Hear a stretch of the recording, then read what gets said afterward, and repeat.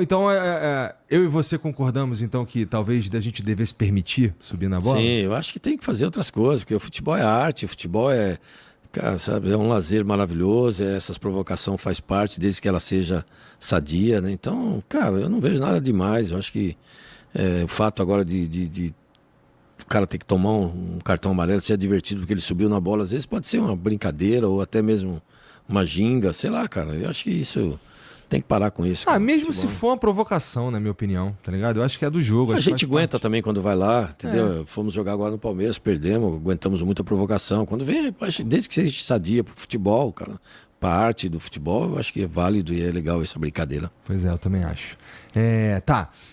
E, cara, agora o Corinthians está procurando um técnico, né? O Ramon Dias, ele fez uma passagem muito interessante. Maravilhosa, do né? jeito que a gente imaginava, do jeito que ele se proporcionou e da forma que nós precisávamos no momento, né? Foram o quê? Foram 9 vitórias seguidas, né, no ano passado, que eu anotei aqui. Coisa histórica. Foi né? pro 7º lugar, né? O Corinthians em 7º lugar com 56 pontos, não é isso? Impressionante mesmo. Histórico, igualou o recorde de vitórias seguidas nos pontos corridos no Brasileirão. Sim. Mas aí vem para 2025, é campeão paulista, mas aí tem uns tropecinho aqui e ali, né? Como é que é feita, como é que é uma decisão? Vamos lá. Tô vendo aqui que, putz, parece que eu tenho que trocar de técnico. Essa decisão ela é tomada ao longo de um período, ela é tomada Porque assim, teve uma entrevista do Memphis também, falando lá, do Ramon Dias e tudo mais. Como é que foi para escolher não continuar com o Ramon Dias? Mesmo antes dessas 9 vitórias, Igor, já existia uma pressão enorme, cara, para mandar ele embora, até para mandar o Fabinho embora. Recebi muitas pancadas de conselheiro, enfim, no geral. Cara, assim, a minha filosofia é contratar e, se Deus quiser, terminar junto comigo o meu mandato. E mesmo porque até na minha empresa eu não mandava ninguém embora, cara. Assim, eu tive funcionários que se aposentaram comigo, trabalharam 28 anos comigo, 29 anos comigo. Então a minha filosofia é essa. E a minha intenção, já desde o próprio Mano, quando eu assumi, esperava que desse certo, mas aí teve todo aquele problema. Depois veio o Antônio Oliveira, enfim. E a gente teve aquele desespero. E aí o nome da vez que a gente monitorou era o Ramon e o Emiliano. Cara, assim, já era para ser mandado, já a pressão para mandar embora, e eu segurei. A gente acreditava no trabalho dele, que ele tinha um potencial ainda para tirar algumas coisas. A gente reforçou, no caso do Memphis e outros, agora com a chegada do Fabrício, lateral esquerdo, Andiele, né? E, pô, cara, assim, a gente segurou, só que tem uma hora que você tem que ter uma mudança, cara. Você tem que ter reanimar de novo, enfim, a gente tenta ver a melhor maneira possível.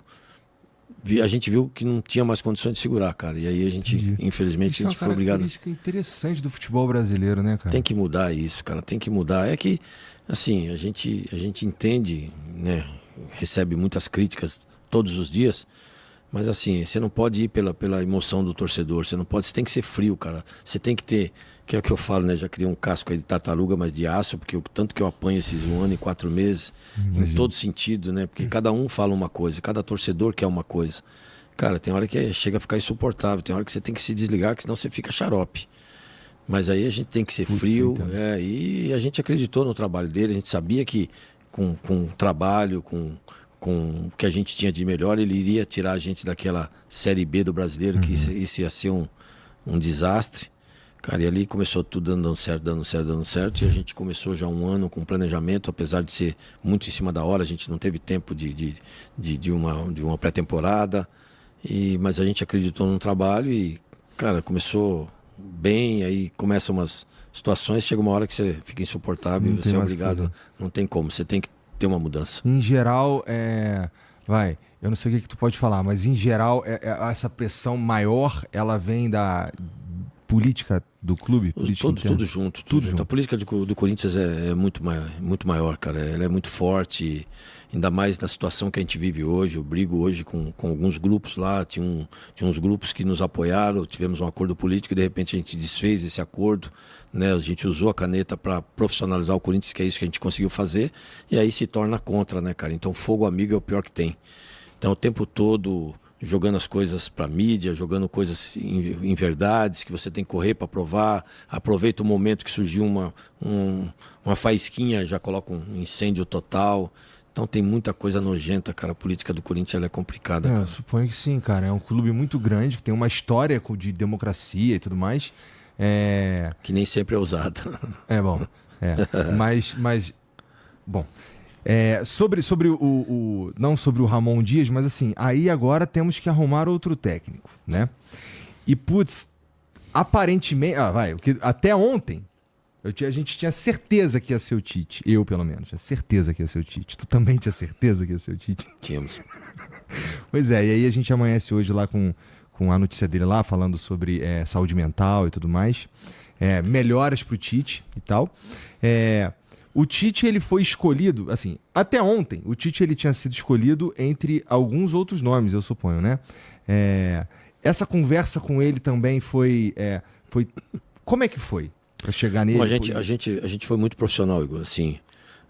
nós não conversamos com nenhum treinador enquanto a família Ramon estava conosco. Uhum. A gente é muito profissional nesse sentido. A gente realmente fez essa mudança porque tinha que fazer a mudança. E quando a gente liberou o Ramon, nós sentamos para imaginar o que a gente poderia, dentro do que nós temos hoje de plantel, o que se encaixaria melhor dentro da nossa filosofia de trabalho, o que é o Corinthians, né? A raça, né? Essa garra toda, essa pressão toda, porque você tem que analisar também treinador que aguenta isso, que não é fácil. E aí, cara, a gente viu no mercado um cara que fez história, o maior treinador que o Corinthians já teve até hoje, que conhece o Corinthians, que aguentou pressão em todo quanto é sentido, que estava disponível no mercado. Então foi o nosso alvo neste momento. Chegamos a ter várias conversas e, cara, ele nos acenou bandeira Legal. verde e aí fomos para cima, deu tudo certo.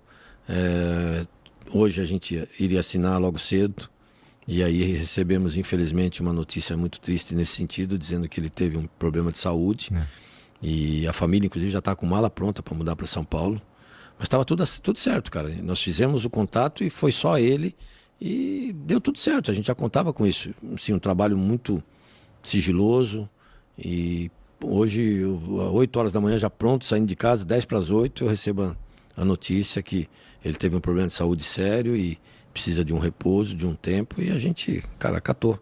Aí muda-se os planos, né? E para tu deve ser, pros corintianos em geral, né? Porque a galera gosta do Tite. E foi a nossa obrigação, né? Um ídolo, tem uma história, conhece muito bem, está no mercado, então nós fizemos nosso papel, que é tentá-lo trazer de volta para ver se ele construísse uma nova história conosco. Mas infelizmente, né? E assim, porra, imagina você lá, recebe uma notícia dessa aí com tristeza, frustração, até com preocupação de como ele tá, né? Porque em geral, assim, todo mundo fica, cara, como tá o Tite e tudo mais. Mas, putz, deve ser, nossa, tava tudo certo, cara. Esse problema tava resolvido. Porque assim, não é como se não tivesse problema lá pra resolver, né? Esse daí tava resolvido e infelizmente acontece uma parada assim.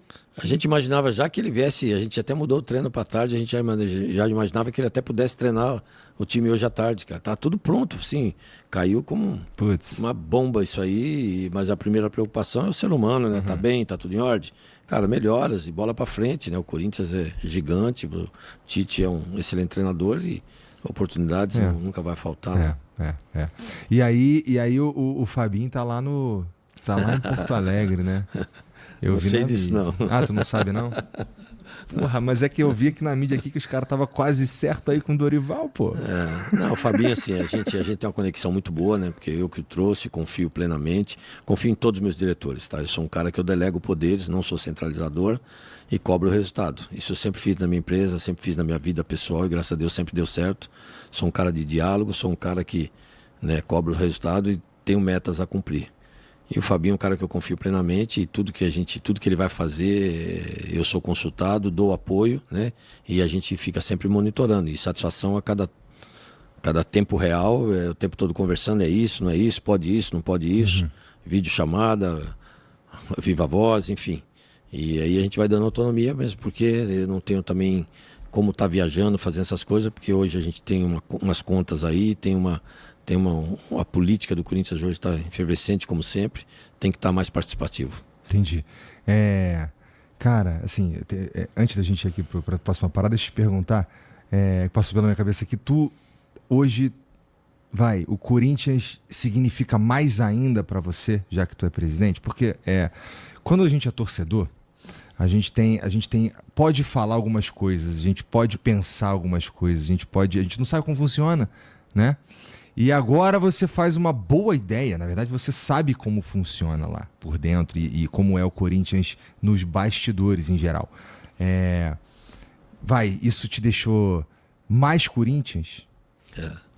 Não, Corinthians eu já sou desde que nasci, né, cara? Eu, minha família, todo mundo é corintiano, fanático, é um amor indescritível. Eu falo que depois da minha filha e da minha mulher... É o Corinthians. Meu filho é o Corinthians, cara. Assim, eu vivo pro Corinthians, só que assim, às vezes nem eu imagino que eu sou presidente do Corinthians, porque, graças a Deus, eu sou uma pessoa simples, humilde, e a cadeira para mim nunca pesou, porque dizem que é a segunda cadeira do país. E eu trato a cadeira como normal, cara. Sempre atendi todo mundo, trato todo mundo igual, recebo todo mundo. E ela não, sim, nunca pesou para mim, e eu sempre deixei claro na minha campanha que só um presidente burro não trabalharia por uma torcida dessa, cara. Porque o Corinthians, eu peguei essa fase, ficamos 23 anos sem ganhar um título, estava lá, dos 3 jogos fui em 2, eu tinha 13, 14 anos, e meu dinheiro só dava para Geralzona. Quem conhecia Geraldo Morumbi, mal se dava para ver o jogo lá atrás do gol, aquela Geralzona. Eu fui um tanto na geral do Maracanã. Cara. E era gostoso, que aqui que tá o povão, eu sempre cara. Então eu acompanhei como torcedor. Então, cara, de repente eu me vejo presidente do Corinthians. Cara, é minha obrigação trabalhar para essa torcida. E eu, como comerciante, como visionário, como gestor, eu falava assim, se eu tiver um custo melhor, eu loto a minha arena. Qual é a minha arena lotada? Eu dou visibilidade para o meu patrocinador. E eu consigo cobrar do meu patrocinador. Eu deixava claro que eu não vou sangrar o meu CPF. Eu vou tirar dinheiro do CNPJ, que é o que tem dinheiro e que quer a visibilidade. E o Corinthians hoje é a maior audiência do futebol brasileiro, da América Latina, enfim. Qual que é a média de 44 mil, 45 mil pessoas. Cabe quantos na arena? 49.300, 50 mil, né? É que é liberado só 49.300. Então eu me via desse jeito. Eu falei, então eu tenho que trabalhar para esse torcedor. E aí você assume um Corinthians sem R$1 no caixa, sem credibilidade, sem um elenco. Em menos de 30 dias para você montar um time de futebol, cara. Entrou o desespero. E aí por isso que eu falava que eu precisava de profissionais do meu lado. E aí tive problema para contratar o executivo, que até tive que contratar escondido e apresentar o Fabinho. E aí, juntos começamos a fazer um trabalho profissional. E aí eu falava assim, cara, como é que eu vou arrumar dinheiro? Mas não vou aumentar ingresso.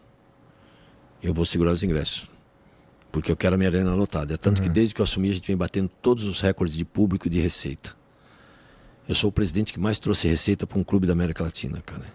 Eu já trouxe mais. Eu vi que a receita recorde, né, cara? Recorde em todo sentido. Mas a dívida cresceu pra cacete. Não, também. cara, a dívida se você for analisar, eu assumi o Corinthians, tinha 40 meses de salários de fundo de garantia atrasado, 11 meses de direito de imagem atrasado, coloquei tudo em ordem, paguei dívidas, eu já assumi o Corinthians com juros de 300 milhões ao ano, então, ou seja, se a minha dívida já era 2 bilhões quando eu peguei, automaticamente já está em 2.300.